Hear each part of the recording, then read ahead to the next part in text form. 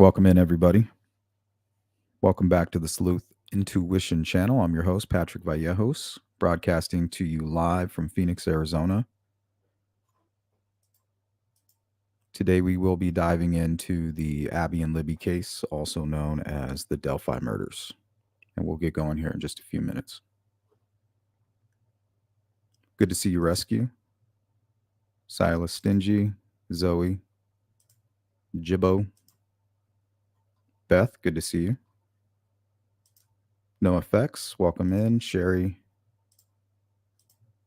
Phil Bond, Christine. Thank you so much, No Effects. Looks like we have a early sponsor for today's live stream. Thank you so much. Timmy, welcome.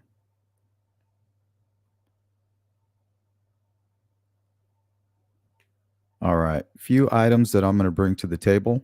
You guys are welcome to start at any point or bring up any topic on your own, really. But I plan to talk about why they were not found that night. I think that'll combat the conspiracy theory that the girls may have been dumped, but we'll play devil's advocate with that as well. Then we'll get into why did the killer cross the creek? And also, what was Richard Allen doing during the late hours of February 12th and the early morning hours of February 13th?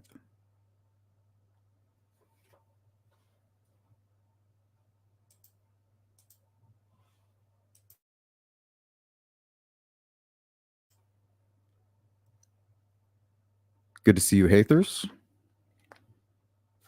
How is your t-shirt? Does it fit okay? Good to see you, Rescue. Julia, welcome in.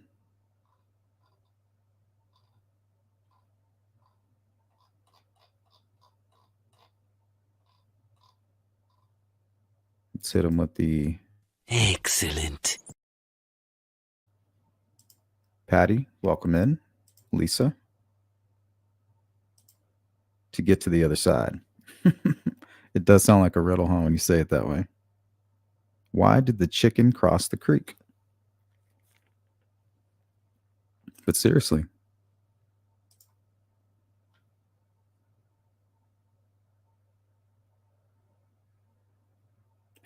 Hather says, I've often wondered, as it's been stated, that those searching had already searched the area where the girls were found.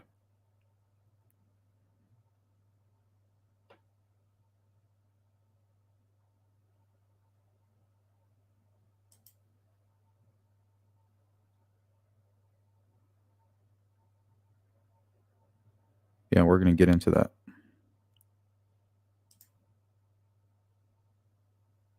Oh, good. I'm glad you like it.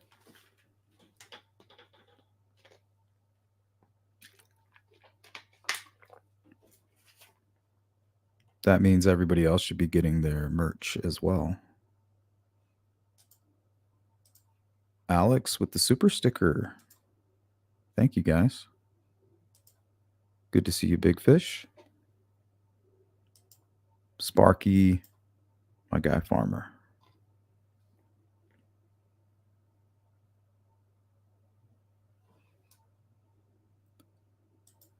All right, let me pull something up for you guys.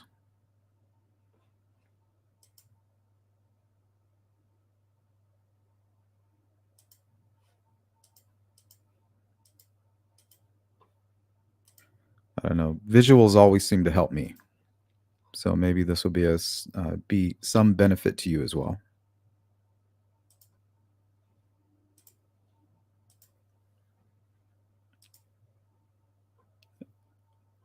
Jibbo says, Mr. Steve, and I believe there's two Steves. There's a Steve, he's kind of got a smaller channel. He does a lot of BG comparisons.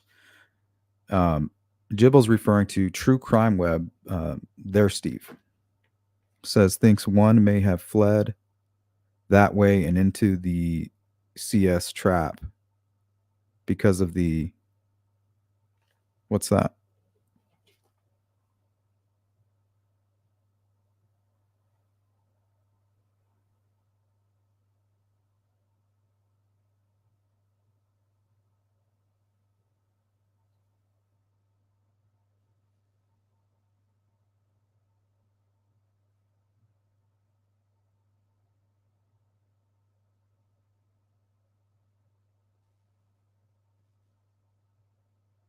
Sorry about that.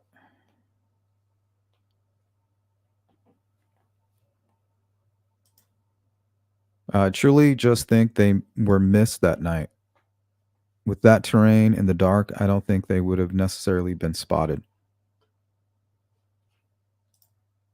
Yeah, maybe we should start there. Let's take a look at the terrain. That's kind of why I used this thumbnail right here. This is from their crime scene. Let's watch Ron Logan. Walking through with And I believe this is can't remember this reporter's name. McAdams, maybe? Ron Logan today. He's showing us the property. He knows this treacherous terrain Alexis? better than anyone. So in order to get down there, like I mentioned, went down a large ravine that was so steep, we pretty much had to walk sideways to get down that way. And this is where the girls were. Okay, so it looks like we have like a lot of tall grass. Some small, really small trees kind of sticking up out of the ground. It's like some trees that have been broken off. Now they're just kind of stumps sticking up. Larger branches laying around.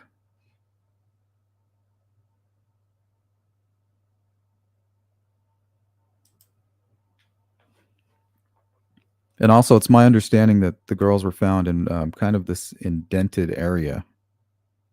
And that may have been, why they were placed there.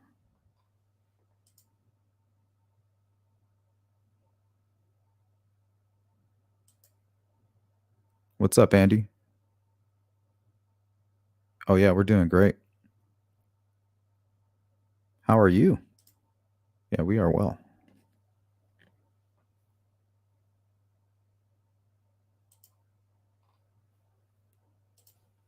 What's up, Tech Death?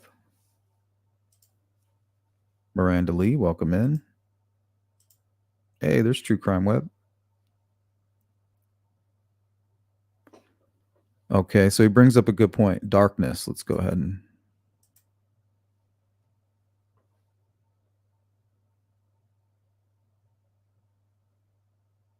So this is very crude, and I apologize if this is offensive. But that'll represent Abby and Libby. So I think first thing we're going to do is add that tall grass. Trees in the background. Maybe we won't add that yet.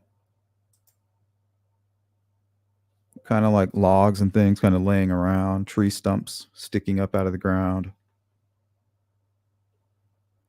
Little trees popping up.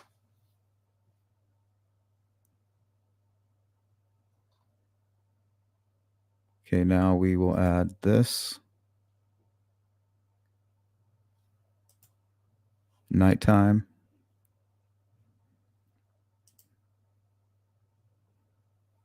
Okay, we'll kind of use the eraser as a flashlight. So right there, there's low visibility. You're not going to see anything. And you're not going to be flashing the light every, you're going to kind of do it right over the horizon line. So you probably do, oh, that's the wrong one. Let's go to the top. So you probably sweep it across the horizon line, looking for a silhouette.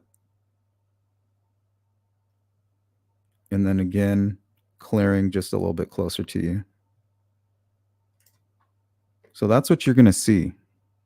And I've even put them in kind of like brighter colors.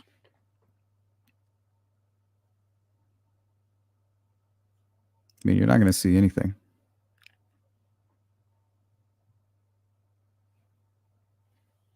And that's even saying, giving them 2 swipes, What if it was just the one, like right here?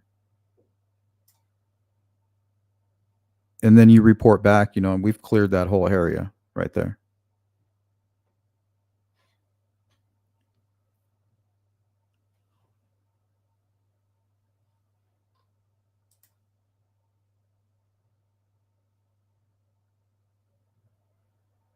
So I think we should go back to Julia's comment. I truly just think they were missed that night. With that terrain in the dark, I don't think they would have necessarily been spotted. I subscribe to that.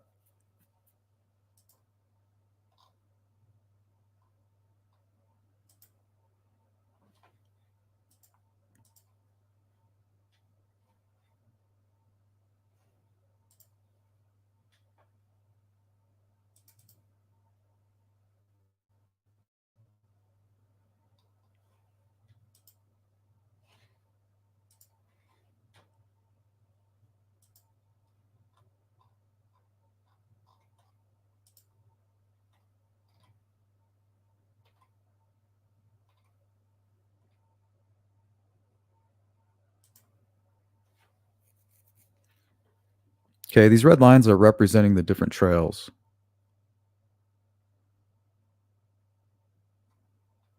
So at those hours at, low visibility, you're not going to be stomping through the bush. The girls were found somewhere in this area. You're going to stick to these trails using your flashlight to kind of search these areas. But look how bumpy it is right here.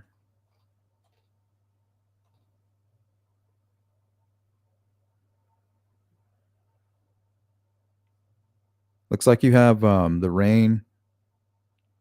I don't know what you call this, flooding, kind of carving out these little canals. They kind of meet right here in this area.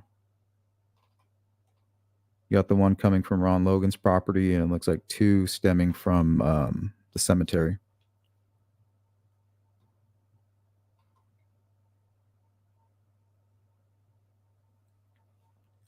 So searchers would just be walking by. They're not going to be down in here, checking. Really, what they're looking for is maybe somebody that's been injured.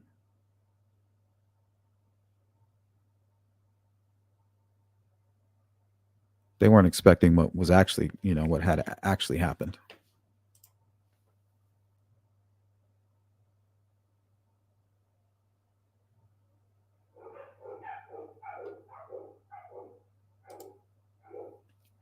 Welcome in, Jer.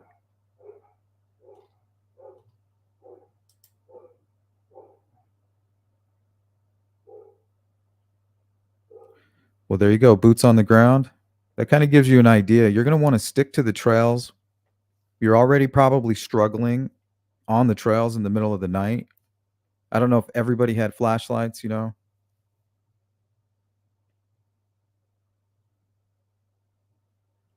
Not quite sure how dark it was. I'm assuming pretty dark, especially down here in this the closer to the creek that you get, I think the darker it becomes.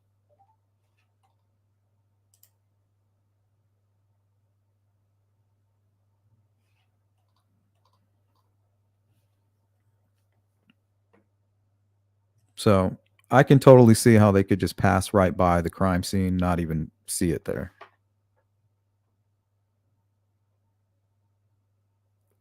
And I think that also goes to kind of why Richard Allen chose to do that. And that's because of the low visibility.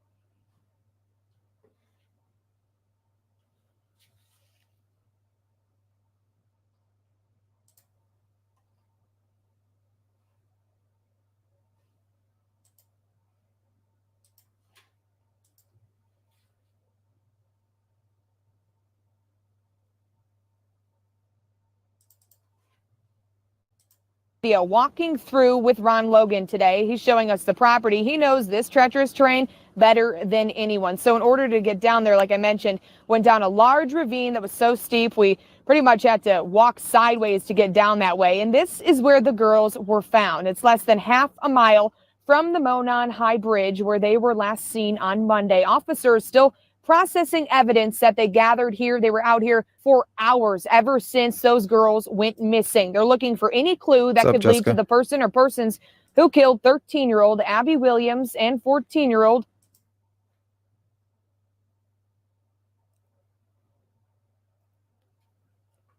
Yeah, that's a good view right there. So the trail would be like right above this, and then it dips down into that flat area from what I've seen. So you kind of be walking by, flashing into those areas right there with your flashlight, maybe yelling.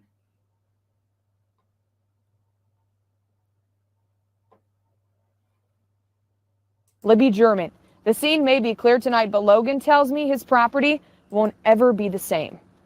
I want to show you everything, how they could have got here, because you're going to be as confused as I am. How did these two little girls get here?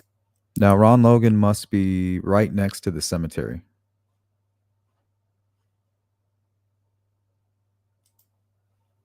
I think he's right here in this area.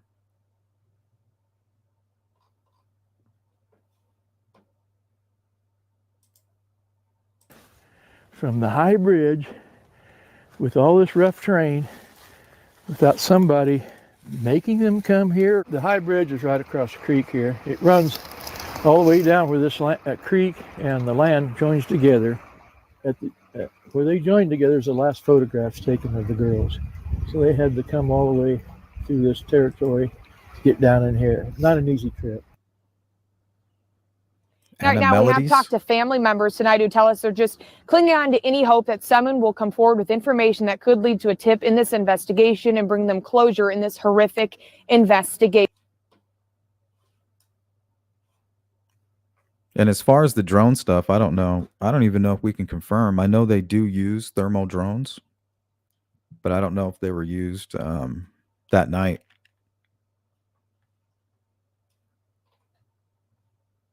I don't know. Is anybody able to even confirm that?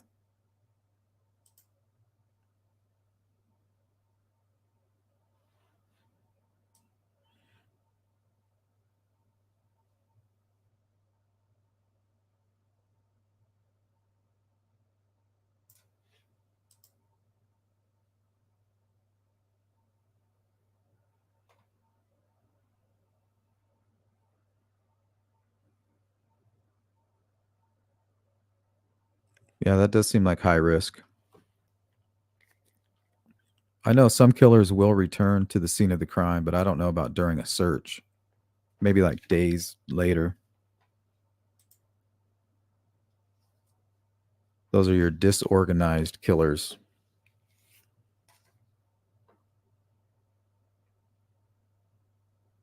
They'll go back and think they need to clean up the crime scene.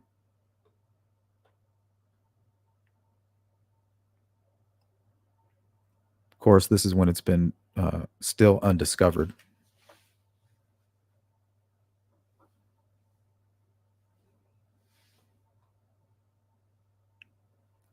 Good to see you, sees through. Well, that's kind of what we're debunking. Let's read this comment here. Very surprising the battery lasted as long as it did, but I cannot see anyone returning in order to plant a phone. Just crazy. Well, this kind of goes into that theory. A lot of people say, well, why didn't they find them there that night that they went missing? Why didn't they find them? Well, that's because they were brought back later on.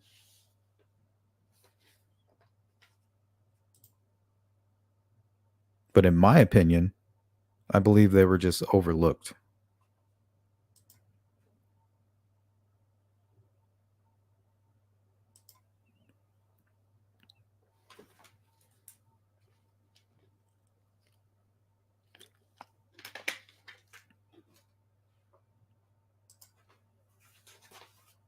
Hather says, it doesn't make sense to me that someone would return just to power on a phone. Stranger things have happened, though. Yeah, I mean, I'm surprised at every case that we cover. There's always something really strange about it.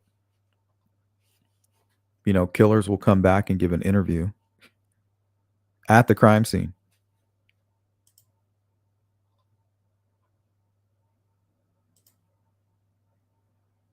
Thank you, Hathers.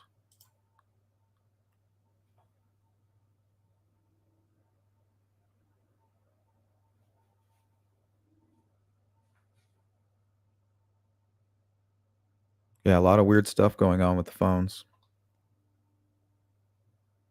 We know that Libby reset her phone 10 days prior to the crime. So maybe she already had some issues, you know what I mean?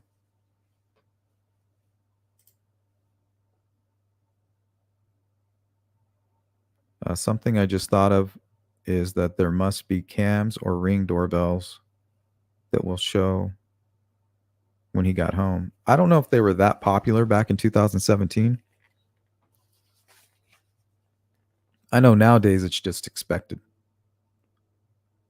It's a big tool for law enforcement.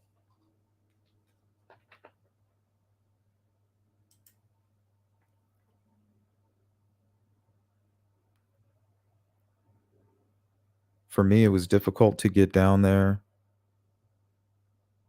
That was during the day. There is no way I would have attempted it at night. Yeah, if you're struggling during the day, imagine what would happen at night. Law enforcement is criticized for telling everybody to fall back, but really what they were telling is all of you volunteers need to fall back. The search is over.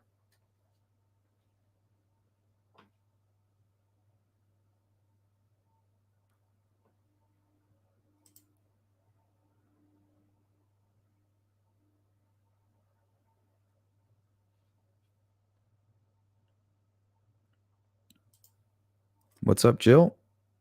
Good to see you.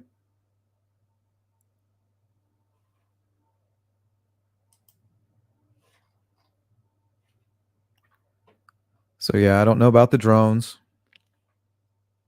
I mean, we can touch on that if you guys want to. But I believe this is where the searchers would have been, and the drones would have been picking up people up and down these trails here.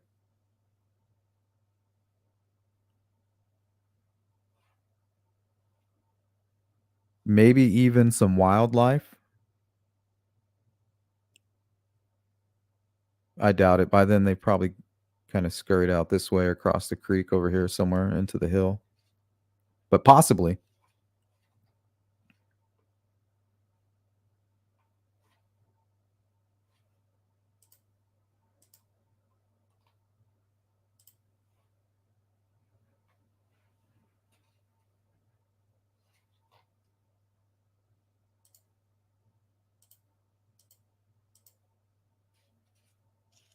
Farmer says Ron showed them two down there. No winch needed. I contend it depends on the shape of the person hiking.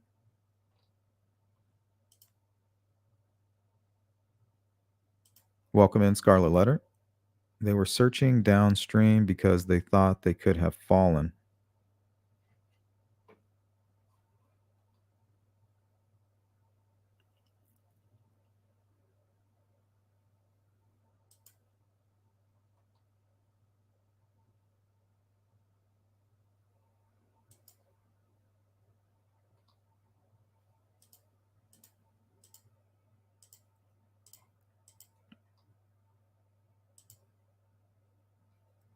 Jarrett, any idea how he got them to the crime scene? Though all of that difficult terrain and killed them 18 to 19 minutes time Libby's video started to the time her phone stopped moving. I think he did what most of these creeps do. He made them a promise.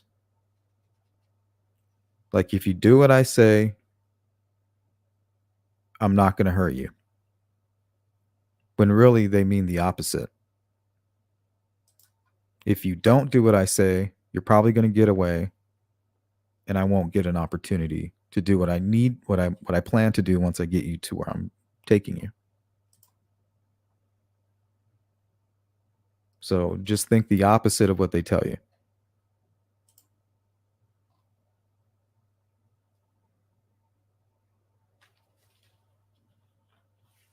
Okay, so why would he cross that creek? I mean, it seems simple to me. I just want to know what you guys think. Because once again, it goes to the dump site theory, right? They were brought back later.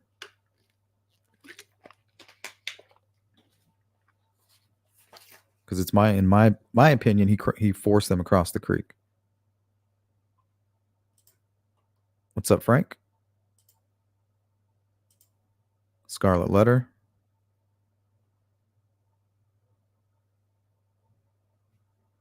Girls were found upstream. What do you mean?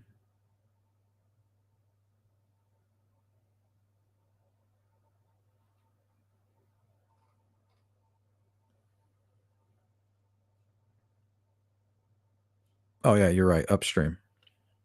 Upstream from the bridge. Knowing the amount of daylight left was limited, they tried to maximize the search downstream first.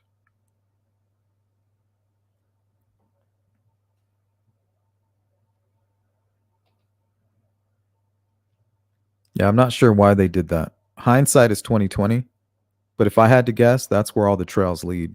They lead west towards the city. What is that? The 505 trail? The Mary Gerard Nature Reserve?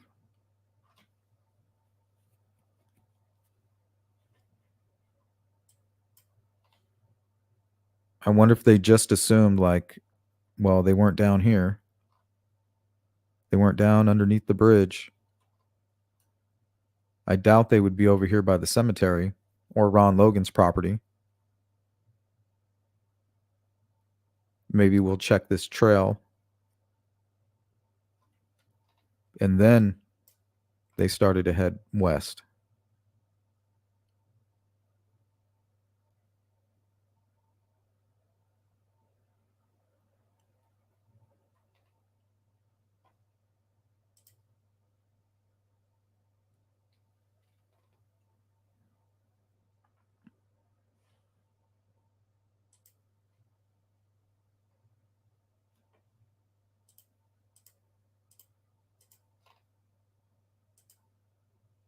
Thanks, Zoe.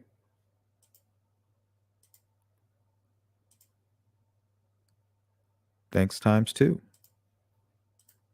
Shout out to NoFX, Alex, and Zoe Kitty for sponsoring today's live stream. I appreciate you guys. Hey, welcome in, Anna. There's nothing but conflicting information about the drone. I don't think any of it is evidence. You think volunteer drone operator doing his best?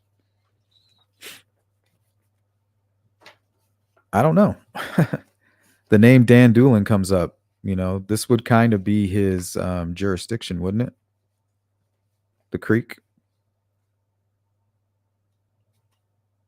And he has been known to bring in, I think it's from Logansport. It may be the fire department in Logansport or even I'm pretty sure it's Logansport.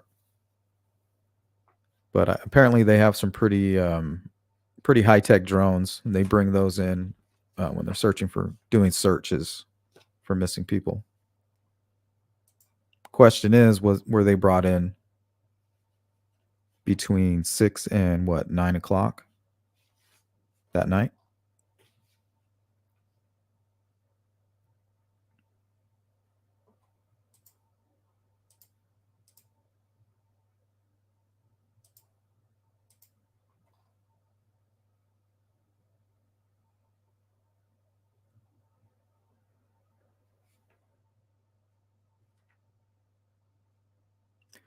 Yeah. I definitely don't think you'd be looking more on the ground, you know. I think you'd be looking for maybe two people sitting. Possibly once you spot them, you're able to call out to them.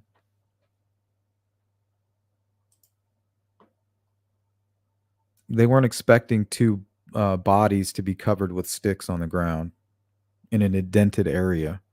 They weren't looking for that. It was a worst case scenario.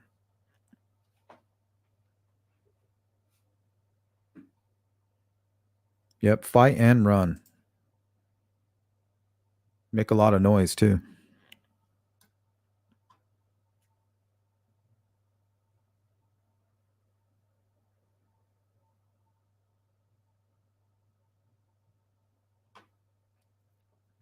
Yeah, but why cross the creek?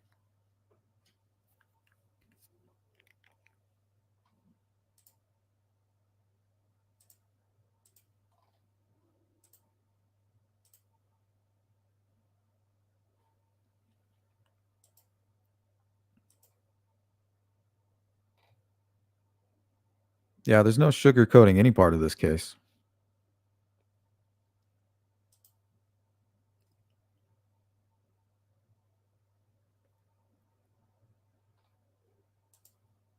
Why and how?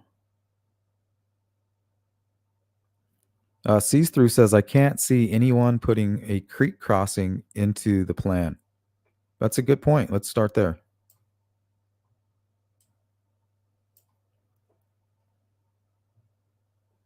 Okay, what if we're dealing with a person who is better at adapting at situations than he is at planning? So he comes up with the idea, I'm going to make my contact on the south end of that bridge where it's somewhat private. Well, that means he has to cross the creek in order to do that. So he's using the bridge to cross the creek. Right? Now he's on the opposite side of the creek of his vehicle. So in order to get back to his vehicle, he has to cross this creek, no matter what. So what I think happened is he committed a kidnapping at this point here. By the time he was down in this area, he realized that he can no longer risk going back this way. So either prior or at this moment, he said, if I do what I'm planning to do, that also means that I'm crossing that cold water.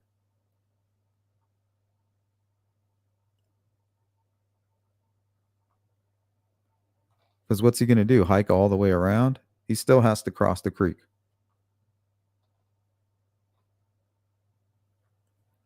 So if he made a conscious decision to do that prior to the kidnapping, that tells me that he has knowledge of this area down here. He has knowledge of the sandbar and knowledge of this path going down the hill.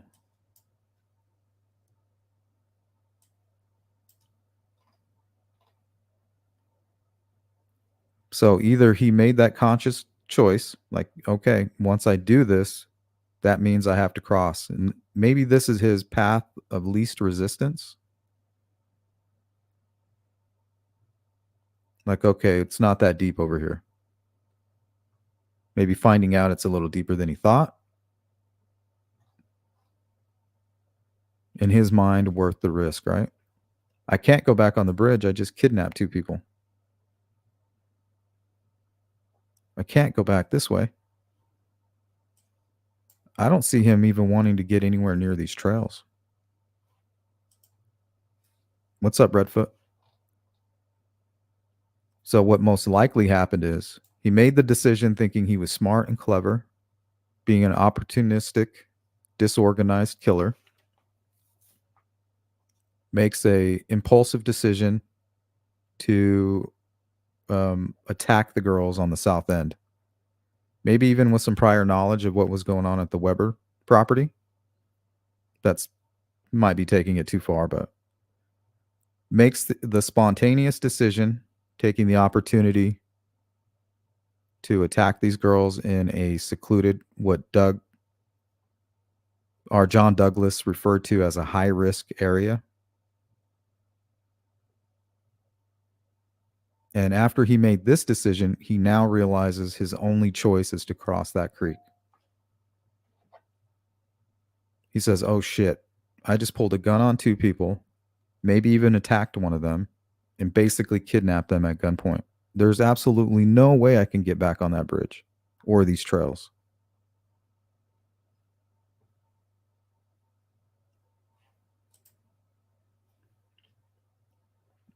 So now he changes his plan. I have to cross the creek. It's going to be cold. I'm going to do it at the sandbar. You can see it clearly here. On the RTV6 footage, you can see the search team. It's up to their ankles, and I think at one point up to the waist.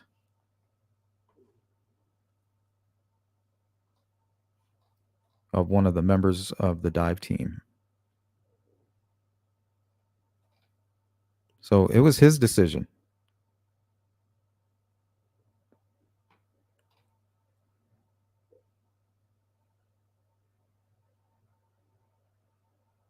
Now he's true. Not only that, he's truly secluded at this point.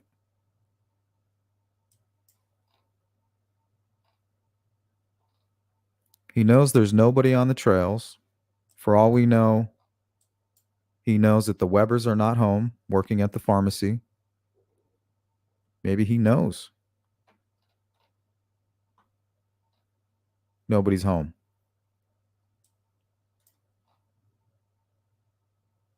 He is truly secluded at this point in time. At what cost?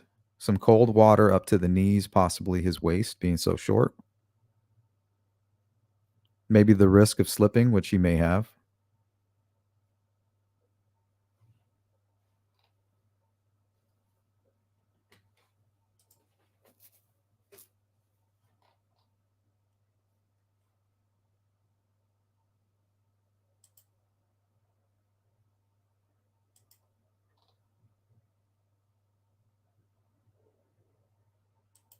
Thanks. I appreciate that. Sleuth, it was said that there was a scream heard in the wee hours of the morning. Does anybody know if more than one person heard it? Yeah, I think that was a Facebook post. And I believe, I can't remember who it was, but there were some YouTubers who spent the night out there. And they could hear foxes, and it sounded like they were screaming. But there is the mysterious 2 a.m. ping as well. And apparently that's the time they heard a scream. The fire department got word from, I'm not sure who. Maybe they were working with Mike Patty and communicating with the carrier. I think it was Verizon, maybe. But they might have said, hey, we just got new information. We got our hands on some updated information. Here you go. Fire department gets news. Oh, well, apparently it pinged. We got a close location to the south end of the bridge. And I think they went back out there. Mike Patty, the fire department. You had Eric Williams. You had like 2 different news stations there with camera crews and reporters right at about the 3 a.m. mark. And in the Down the Hill podcast, they talk about how they received information about a 2 a.m. ping. And by 3, they're back at the bridge searching.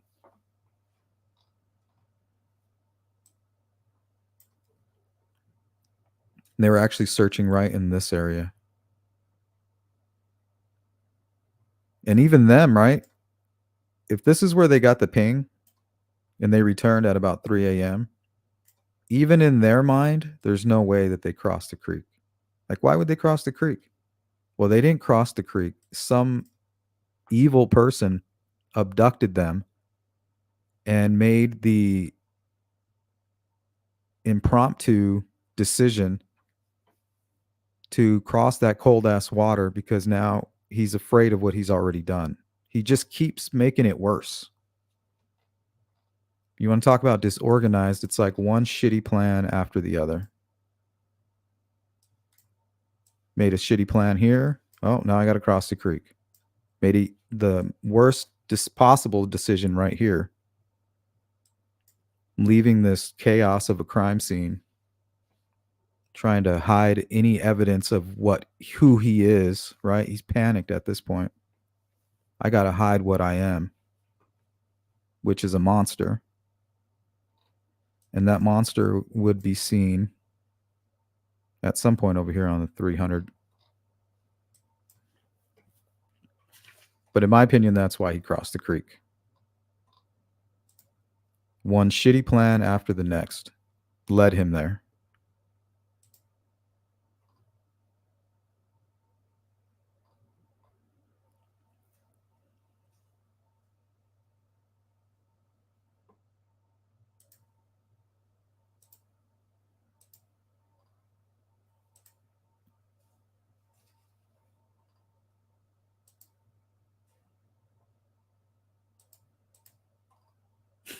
Oh, Lieutenant DD. Those dueling banjos.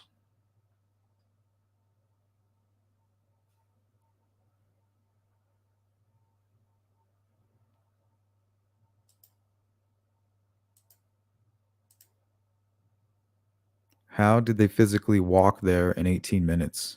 Is that possible on that site? Oh, yeah. Just to give you kind of a frame of reference, we've had some YouTubers who would walk down into this area here, and in about 5 minutes, they're able to traverse this entire area all the way to about right here in less than 6 minutes. And this is uphill. This is pretty steep right here. And I'm not talking about the Ron Logan Trail over here. I mean, literally just kind of hiking up this cliff right here. Mostly sticking to the center of this, I don't know, what would you call that? Spill off, like a ravine?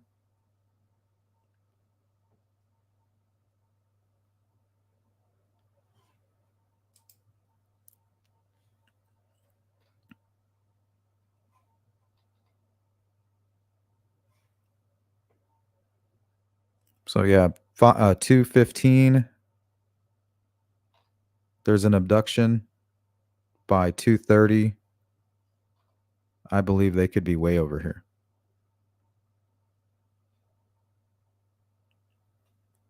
That's probably the exact. That sounds right. That timeline makes sense to me.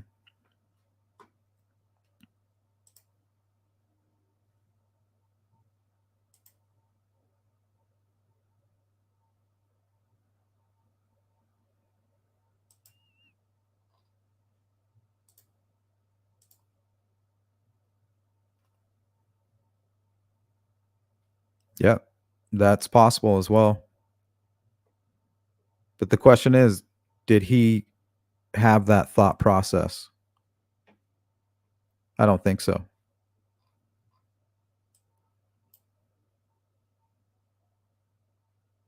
think it's one shitty plan after the next. And coming forward and speaking with Dan Doolin, that was his shitty plan. It just happened to work. That shit helped his confidence, I'm pretty sure. Hey, what's up, Anthony? I've always thought one of the girls took off across the creek. That's how they ended up there, just my opinion. Yeah, I could be wrong. But I'm pretty sure he came to the conclusion, I cannot go back this way. I don't know if I was seen. I don't think I was seen, but there's no way that I can go back that way. So why go down the hill? Well, if he's going down the hill, he knows that he has to cross the creek. The only way to cross the creek is to go down that hill and get to the creek. You have to get to it in order to cross it, right?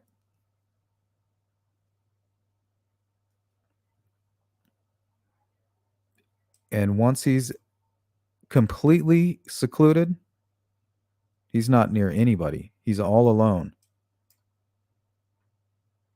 That's when he commits the atrocity. Because he was able to get them right where he wanted them. We're talking about a guy who frequented these trails.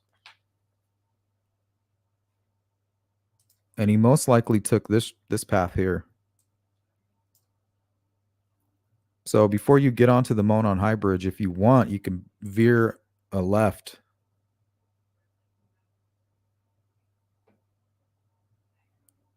And you can kind of start heading east.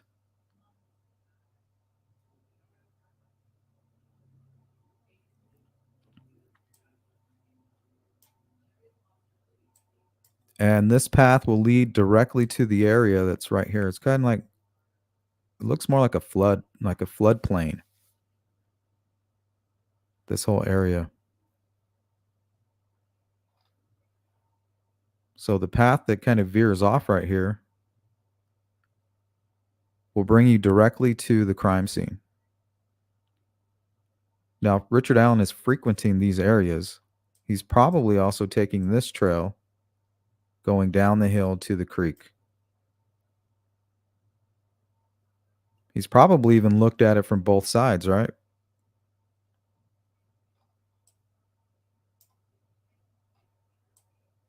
At one point standing here, and then at another point standing on the opposite side. But one thing that we can all agree on is that water is not deep.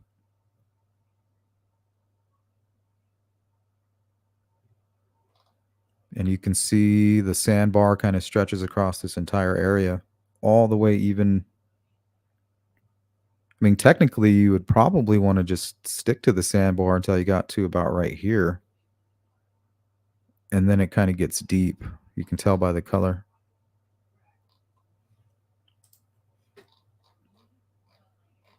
But that's all he was doing. Why did he cross the creek? Because that's where he needed to take his victims, Abby and Libby. Now he's comfortable to do what he's deemed necessary.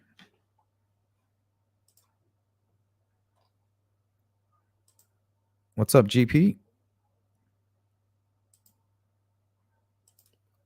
Honestly, we're going to keep like the whole Keegan Klein stuff out, because if they're involved, then there was a big plan.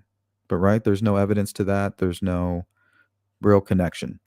So they're excluded from today's live stream. But yes, in this theory, nothing went as planned. His trip, and this goes back to what we're going to end with. What was Richard Allen doing during the late hours of February 12th and the morning hours of February 13th? What was he doing? Can anybody account for his time and who he was with?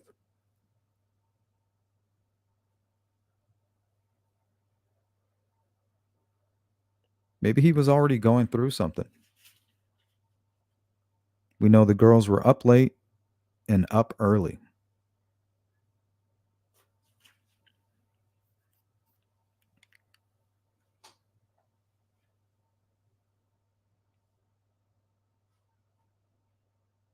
Maybe we're dealing with I haven't seen a history of drug use, but I do think it's possible just by his appearance and what he was going through. He may have been self-medicating.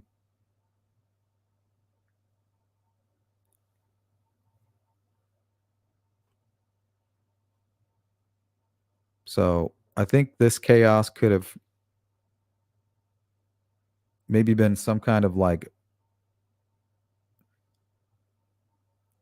continuing issue from that night. I would say maybe the night of February 12th. And another question is, were Abby and Libby involved in that chaos? What was he doing? Was he out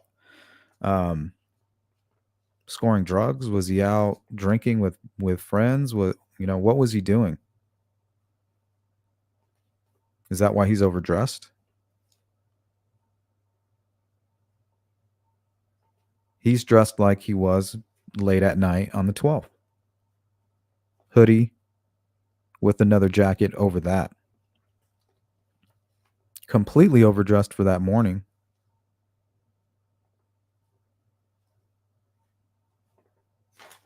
At least that's the way I understand it. So that kind of gives the appearance of a pre-planned crime. Like, oh man, this guy's overdressed. He's got a kill kit. But maybe he's just been running around since the night before and all morning. And that whatever chaos tornado he was riding just happened to lead him to the Monon High Bridge. Maybe he wanted to cross that bridge. The girls wouldn't get off. Well, I guess you're coming with me.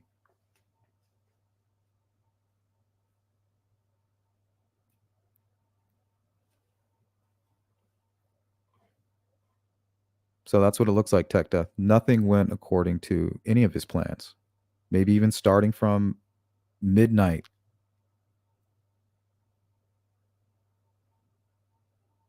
Well into the morning hours.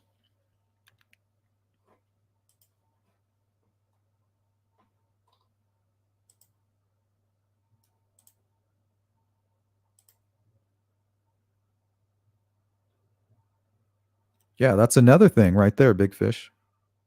Why does he need to cross the creek? Well, he made the mistake of crossing it, not realizing, hey, I'm crossing this bridge that I can't take on the way back. Now I have to cross the creek. Why? Because I parked on that side. My vehicle is over there.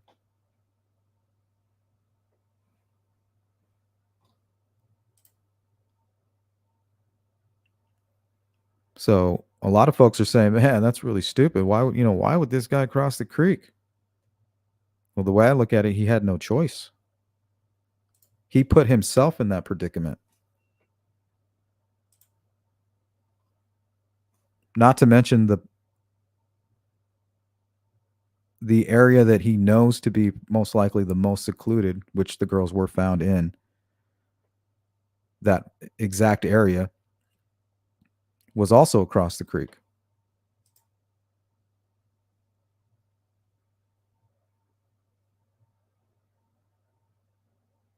So for all we know, he was waiting for them. Like, as soon as they come back, I'm going to take them this way. But they just won't come back. The creepy guy's hanging around over there. We're going to stay on this side. That creepy dude, we can see him over here. Well, he says, okay, well, I'll just come this way then. If you won't come to me, I'll come to you.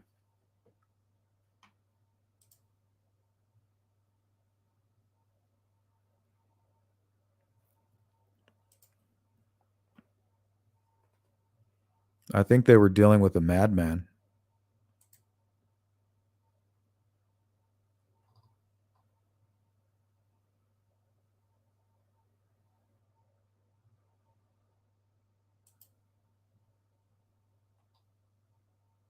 I don't think so. And as far as body warmth and the drones, I think it's like 1.5 degrees Fahrenheit for every hour.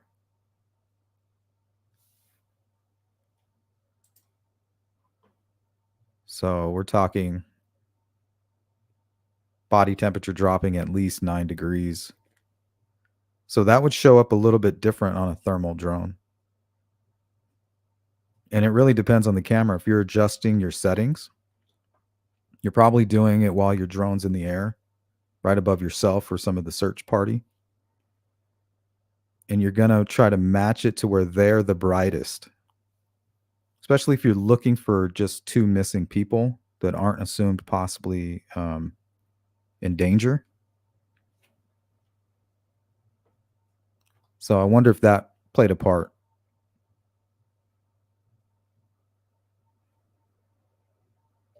Because if they're at 89 degrees and the drone pilot has it set to 98 degrees, I think there would be a little bit difference in how bright they appeared on the camera, depending on the settings.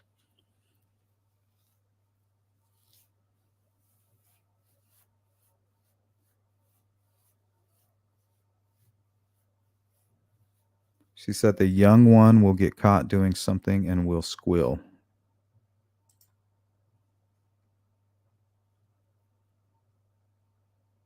Pretty open-minded. I'd say I'm fair. If you're too open-minded, something might just jump right on in.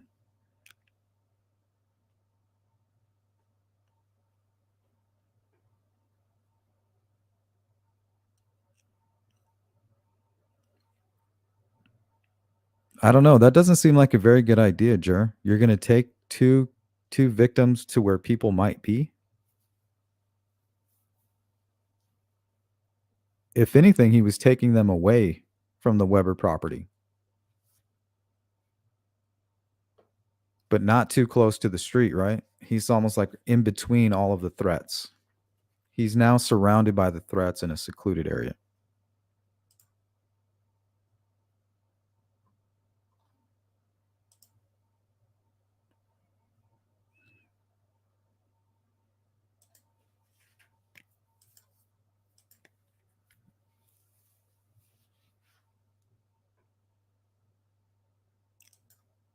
Possibly. What car? And who are the two other people? I think we could start there. What's up, Don Spain?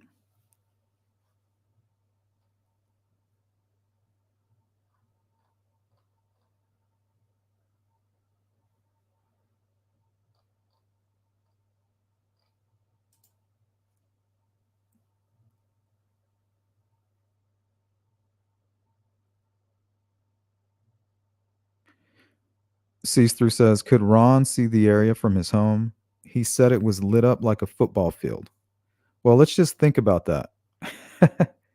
You know how lit up a football field actually is, right? So it's not possible that it was lit up like a football field. So we need to take that image and get rid of it. What he means is there was flashlights everywhere. They may have even had some larger lights, some spotlights set up.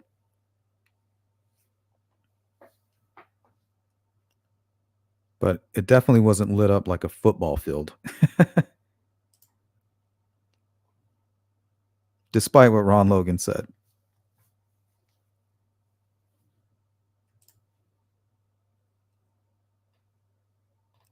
David Nolan says snuff film theory, more than one person cemetery.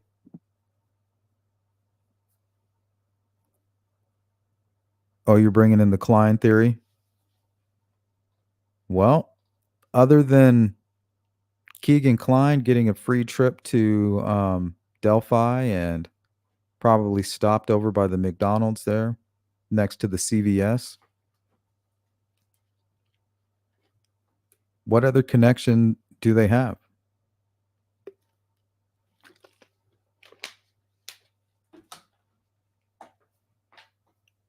Would I be surprised? Hell no. But today, there is no connection.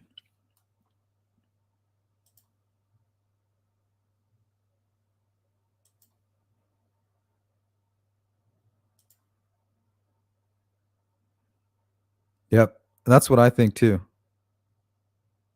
It seems like he did everything in the moment.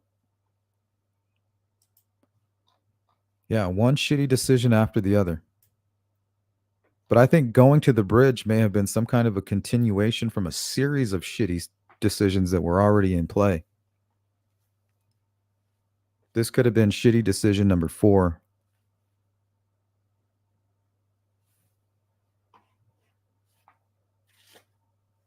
So what was he doing the night of February 12th and the early morning hours of February 13th?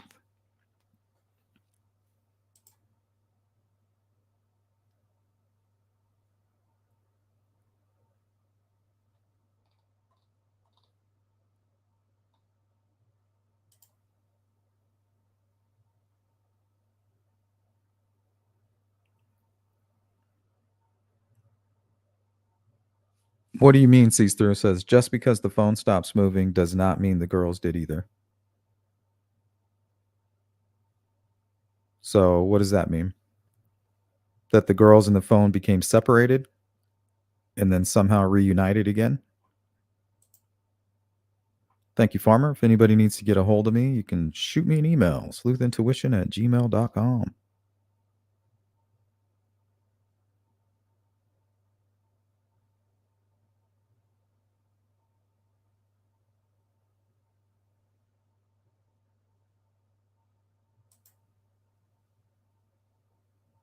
Welcome in, MDR. He came forward because he could not gamble that the girls who said hi to him didn't recognize him from the CVS.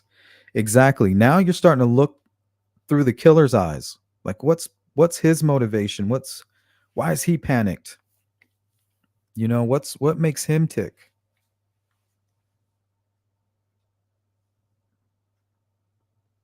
Exactly. Not to mention he's probably wanting to inject himself anyway into the case. This is his opportunity. He's killing 2 birds with 1 stone. And then he gets to put on his act.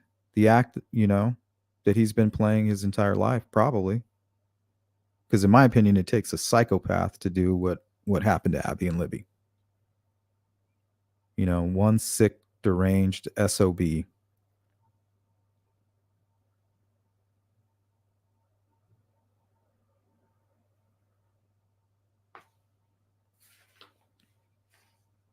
So if he's a sociopath, geez, he definitely feels like he's either smarter than everybody. All the decisions that he's making are brilliant. Very self-centered, cocky, maybe.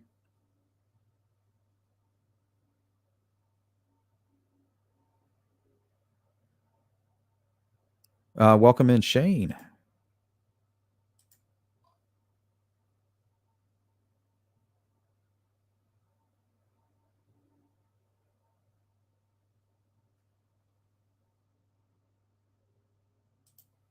I guess I got to do it.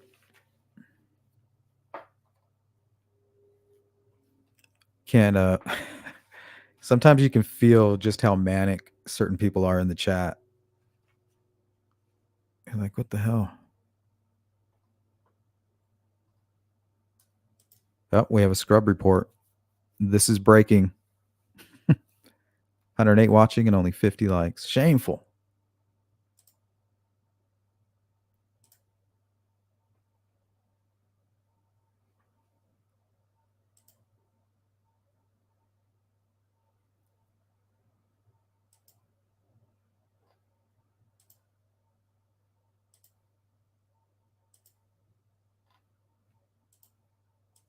What's up, right field? Trying to zip through the chat.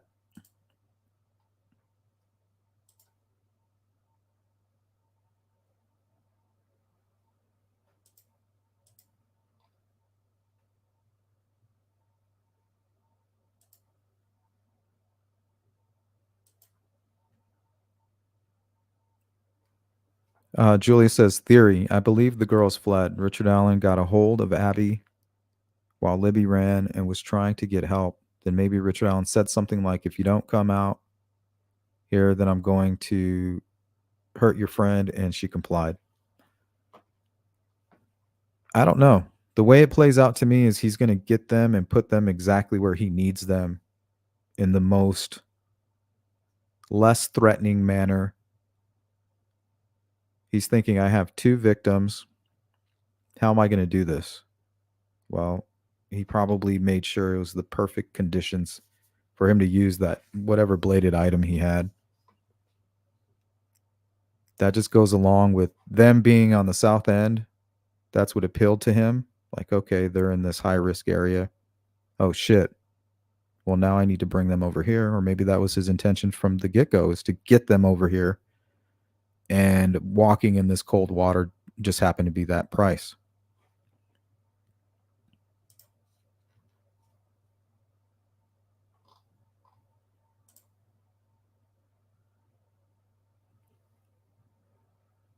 David Nolan says, why has, who's that? Never testified. No one called him. He said more than one person with ritualistic symbols. No one answered. Oh, I already did, Don.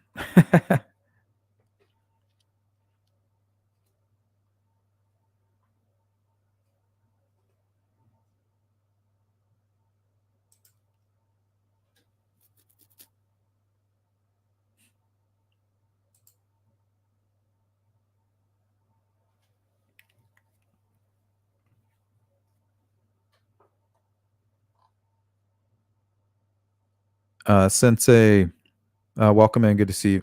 Ken Maines won't touch psychics, as he says it's not what you know, it's what you can prove, aka evidence.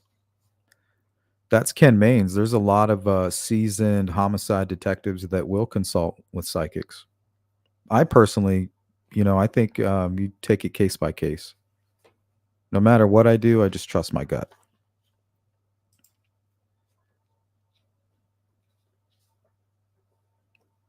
It's all instincts.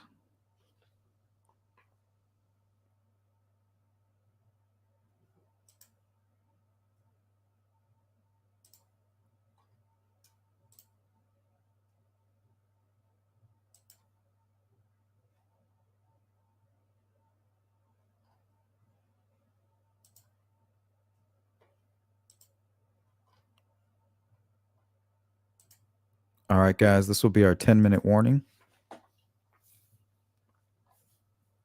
Going to do my best to catch up on this chat here.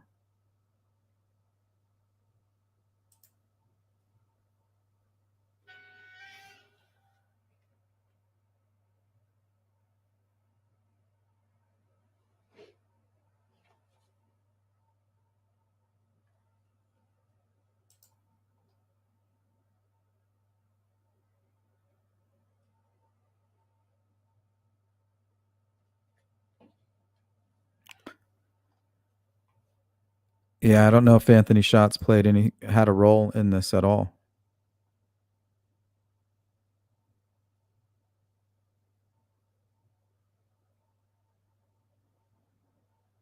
We haven't been able to prove it yet. Was he communicating with her? Yes. Was he even planning to meet her there that day? Yes. Did the creator of the account confess? Yes.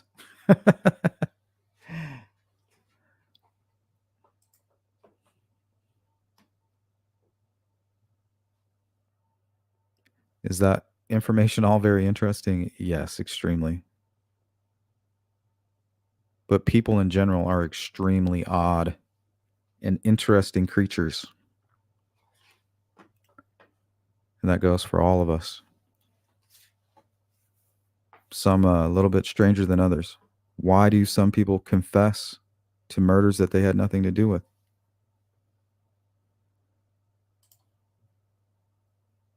How are some people forced into confessing?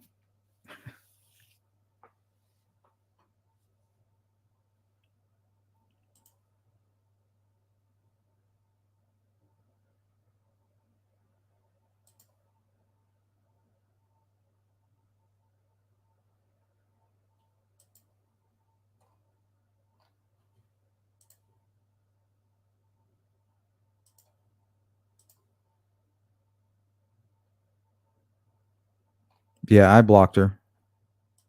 It just, when it becomes too much, like a distraction, when it becomes a distraction, that's when I'm like, whoop.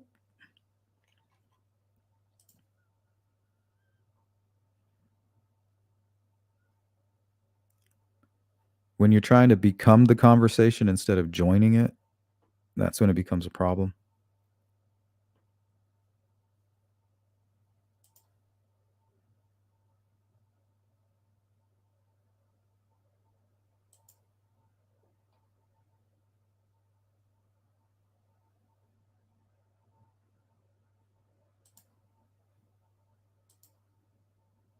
Right field said it was the shallowest depth of the creek.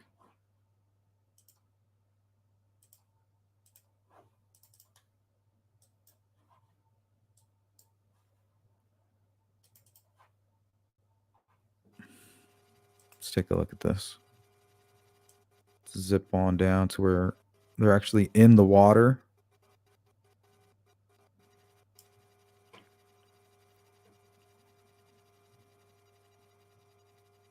They're not even on the really on the sandbar right there.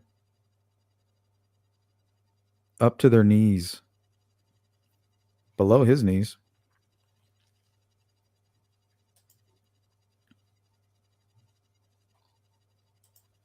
Welcome in, TC.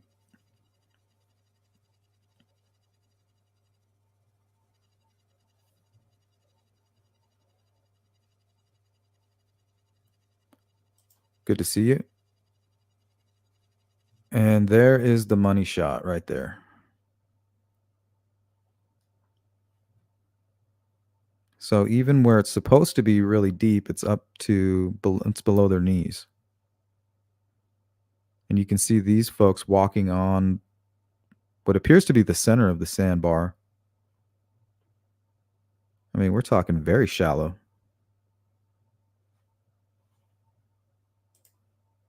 Now, the water would have been pretty cold, I'm assuming.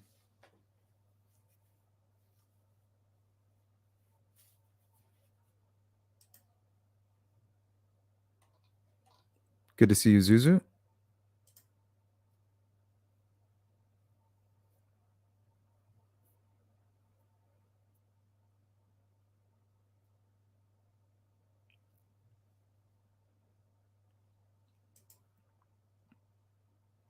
Thin Mint, good to see you. Thank you, Carrie. That was very kind of you. Let's give a big shout out to NoFX Punk 99, Alex, Zoe Kitty. Looks like she gifted 2 memberships. Thank you. And Carrie Summers. Thank you, guys. T says it was clearly premeditated. He went out with weapons with a plan in mind. So, from my understanding, the box cutter is something that he may have had on his person. Who knows? Maybe he left work on the 12th, went directly out to the bars, never made it home that night, pulled an all nighter.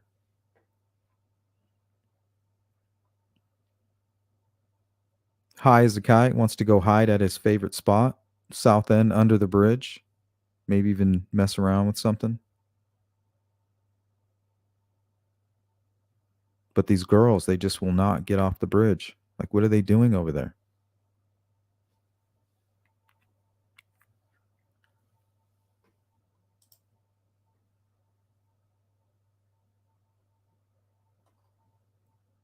So I'm just trying to make a point that you don't need the whole Anthony Shots, Keegan Klein stuff.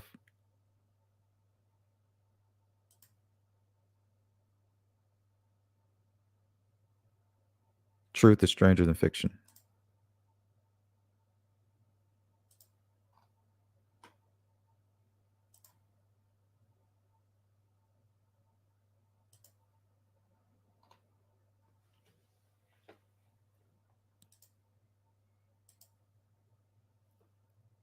What about him?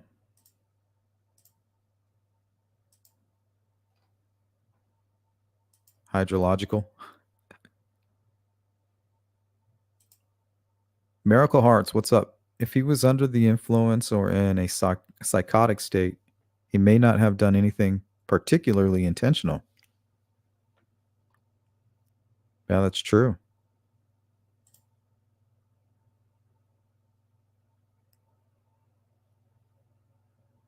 All the updated information kind of paints Richard Allen in kind of like a like somebody who might be a little unstable. But considering his circumstances, I think there's a lot of people who would go down that road maybe.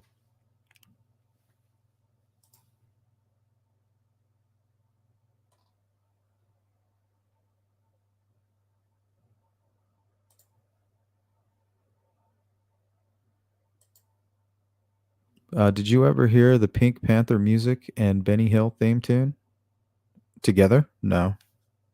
But I like both of those separately. Later, Jibbo. He used the shallow part of the creek. Exactly. But why? Why even cross the creek? Well, for one, he couldn't go back that way. He wouldn't risk it. And he's about to commit a horrendous crime in order to keep his family from finding out what he just did.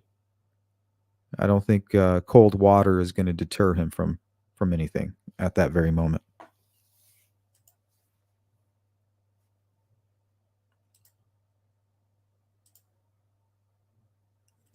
Always good to see you, Mustang.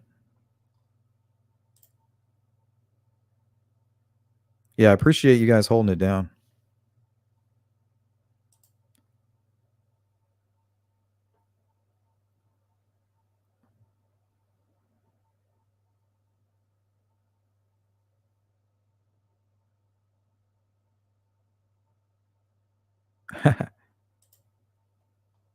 Sleuth just got called an idiot because I watch your channel. Don't worry.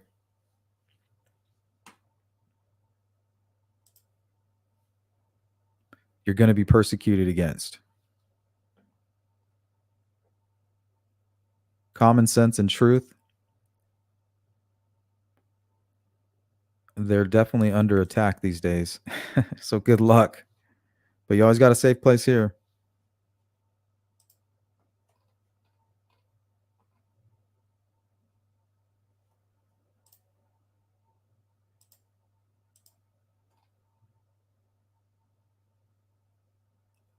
Yeah, Zuzu. I mean, we can always have that conversation, but we can't criticize the defense team for trying to bring up their theory and then say things like, "Oh, well, they don't have a nexus."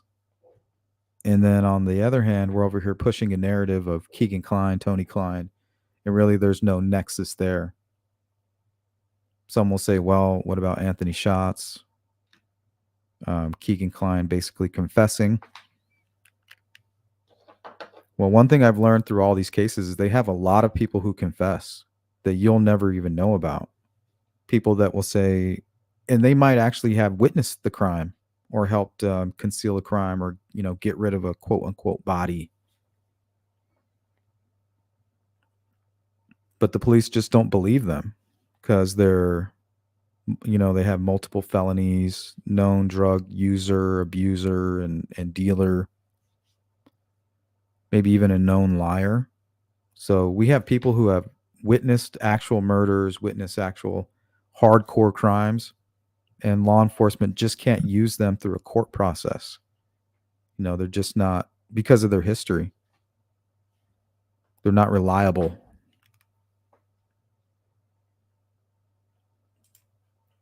And I think that could be said for Keegan Klein. So that kind of throws out that confession.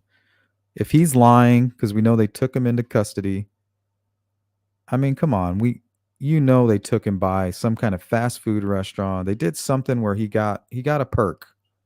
Just being out of jail, hanging out with fucking normal people, maybe even in normal clothes, maybe would be worth it. Just to get out for the day is enough motivation for him to say what he said. Was he pissed off at his dad? Maybe. Was he telling the truth? Maybe. But you got to prove it. The only nexus we have right now is with Richard Allen. And he's the only one connected, quote unquote, to the crime scene.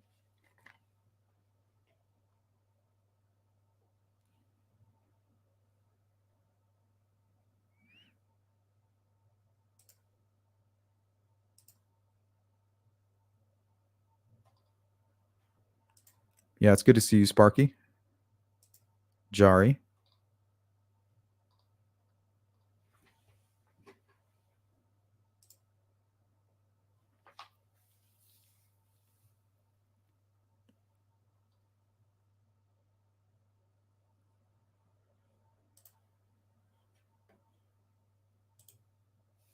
Yeah, I don't think we're seeing a ritual here, guys.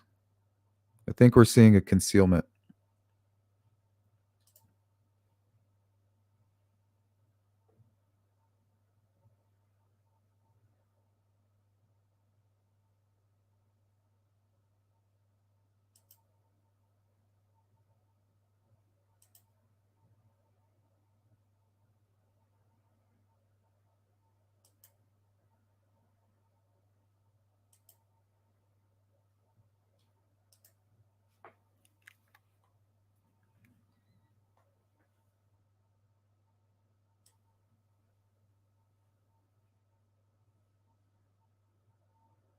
Flashing right over the horizon, you're not going to see anything. Not only are you not going to see anything, when you get back to base camp, you're going to tell everybody where you went and where you searched and how you didn't see anything in those areas.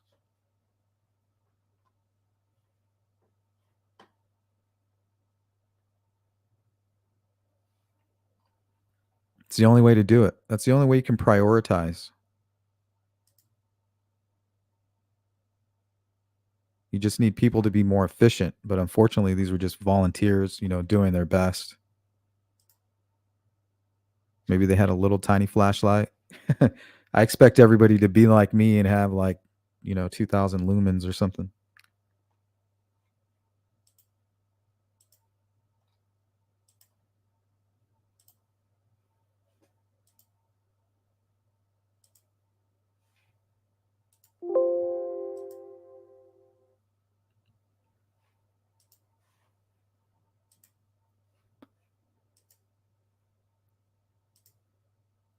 Welcome in, Lala. Sleuth, have you ever seen an LE actual reference to the old comic cat the witness was supposed to have seen at the CPS? No.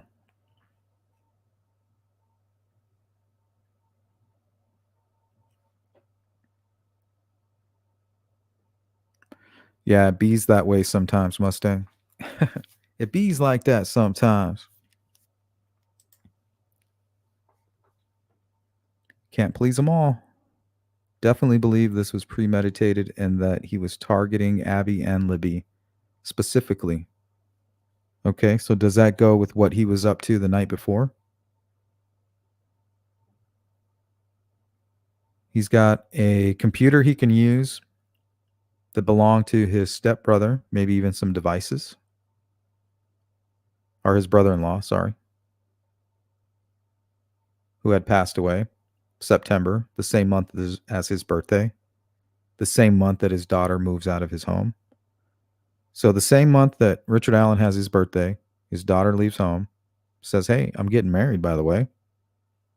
Later that month, his brother in law passes away due to complications from a motorcycle accident. What a shitty September in 2016.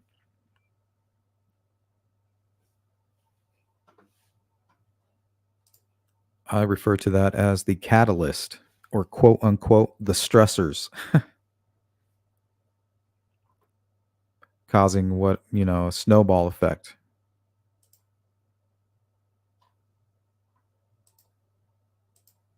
What nexus did BTK have to any of his victims? His nexus was, I think the majority of them was he did installed security systems. So that was the connection to all of his crimes, I believe, was the security company. Either working across the street, in one case at a bank, he targeted the family that was across the street, or families that he actually worked on specifically.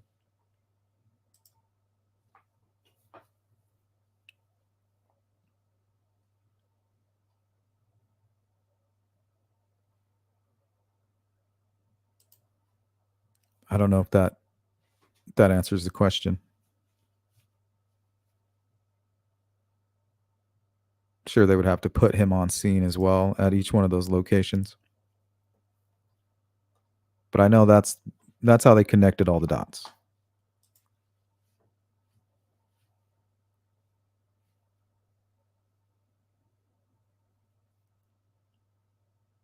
Says the smart man.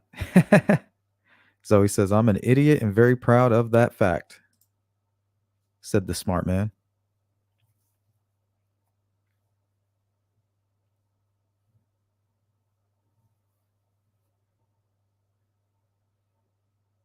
Or the sociopath, depending on who you're talking to.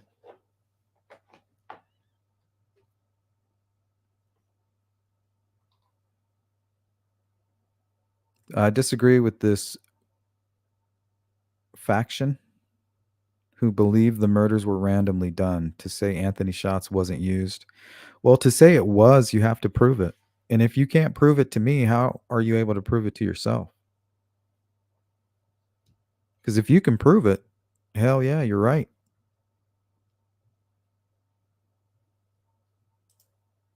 We know that it was used. We know who created it, and we know who was using it.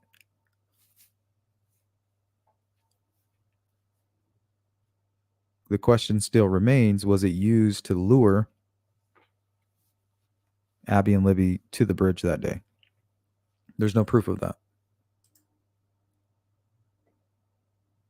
So, however you were able to prove it to yourself, share that information with us. That way we can have the proof. And then we can join you.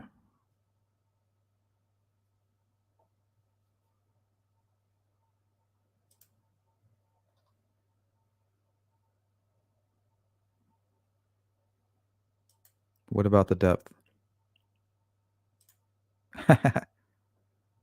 Sparky. Yep, me too. You don't have to be the sharpest tool in the shed to get the job done. Just have to be effective.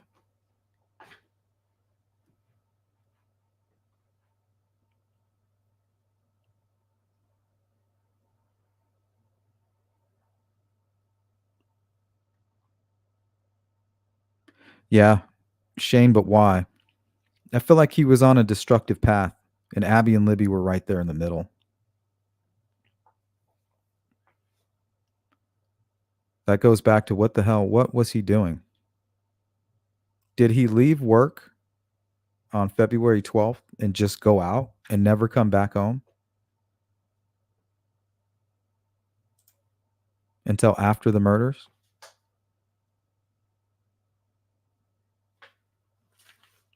Like, forget an alibi for the 13th. What was he doing on the 12th? That was the day the girls were at Riley Park.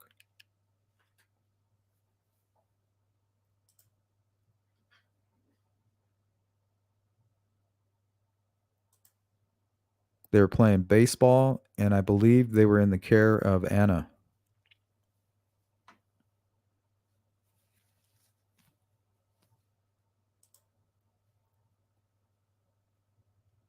Did Richard Allen stop by, say hi?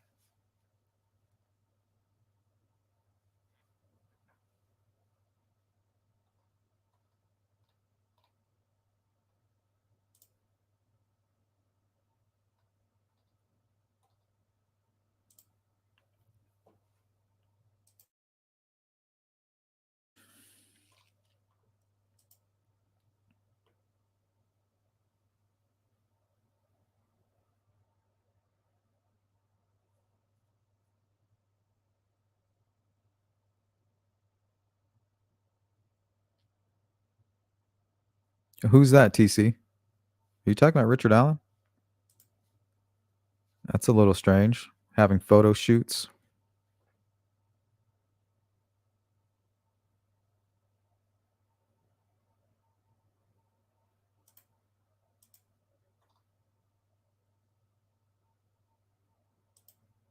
Lockstep. I like that term.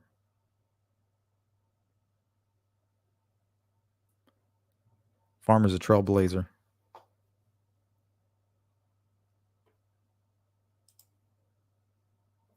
Robert Lindsay reported this as his manifesto.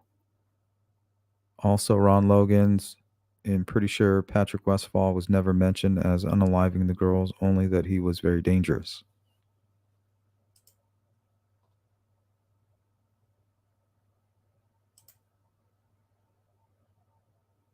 Take care, Thin Mint.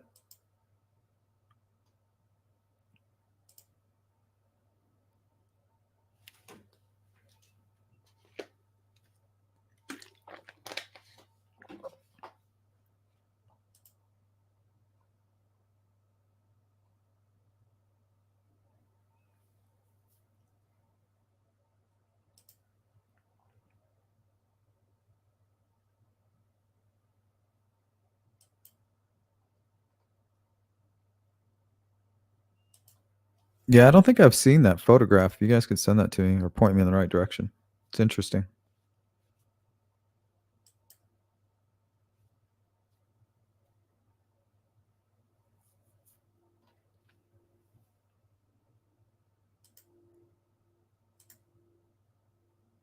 Thank you, Jari.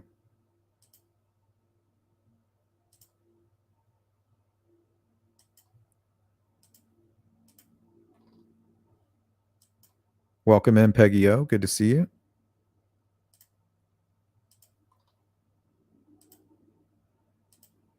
Thank you, Mustang.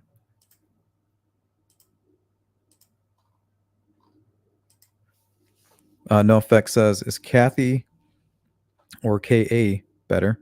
Still sticking by RA at this point? Have we ever heard her whereabouts that day? Only to know when was the first time she saw Richard Allen the day of the murders. Didn't she notice weird behavior that day? That could play into why he came forward as well, right? Him being seen and thinking, well, if I don't go to them, they will eventually come to me. And then also, well, my family knew I was at the trails that day. You know, they called to check on me and I said, oh, well, I'm just going to be at the trails for a little bit, unwinding. Okay. Well, if he doesn't come forward, then his family's going to become suspicious. And if he doesn't come forward, law enforcement will become suspicious. So for him to come forward, that's kind of like he's just being proactive, taking countermeasures. Because from everything we've been able to put together in the lone wolf theory says he's extremely disorganized. One shitty plan after the next.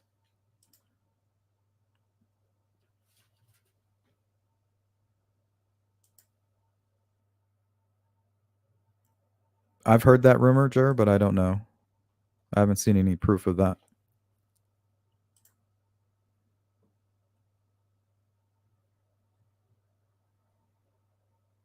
I agree with that, Farmer.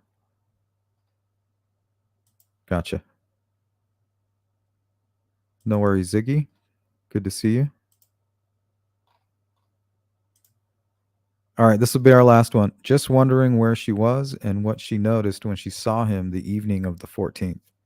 That's a good question. Like when did you see him on the 13th? When was the first time you put eyes on him? I'm assuming it was at some point that night. But she doesn't have to testify. So maybe that's why she's staying married. I don't know. If you divorce somebody, does that mean you have to testify now, or you can be subpoenaed? Or is it that you were married during the time of the crime? I wonder how that works.